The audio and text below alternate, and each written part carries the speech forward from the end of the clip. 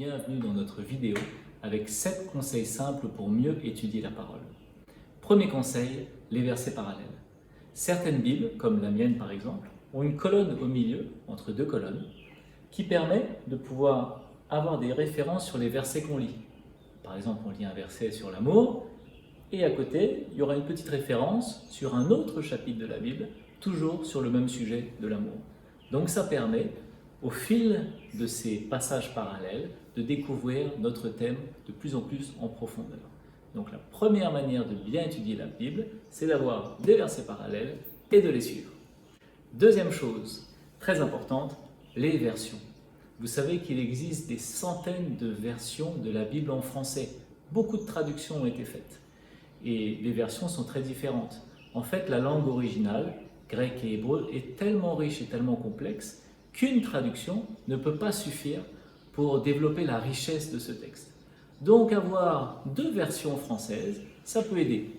Par exemple, si vous avez une Louis II, la plupart des gens ont une Louis II, vous pouvez aussi acheter une Bible du Semeur. La Bible du Semeur est une traduction un peu différente qui vous permet d'avoir une longue lecture de la Bible. Donc voilà, utilisez plusieurs versions. Troisième chose, le contexte. Le contexte est très important parce que si on ne comprend pas le contexte d'un passage, on peut mal lire un verset. Par exemple, si on ne comprend pas les traditions juives, comment lire un verset de l'Ancien Testament proprement? Si on ne comprend pas les coutumes qu'il y avait par exemple à Corinthe ou à Éphèse, comment peut-on comprendre les épîtres, les lettres de Paul à ces gens-là? Donc c'est important de bien comprendre le contexte. Un autre élément important, notre quatrième point, c'est de faire attention aux petits mots de liaison.